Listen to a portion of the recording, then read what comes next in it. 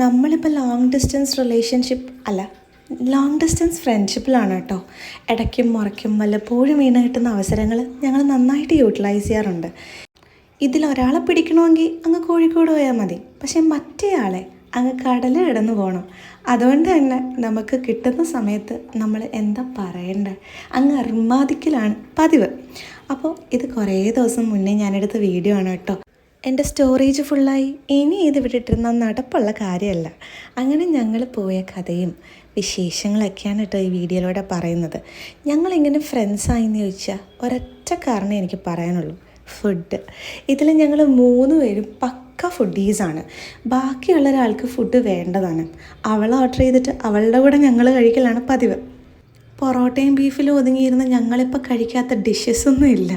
അങ്ങനെ ഫുഡ് കഴിച്ച് ഞങ്ങൾ 3 പേരും ഗുണ്ടൂസായി. അവൾ മാത്രം ഒരു മാറ്റവും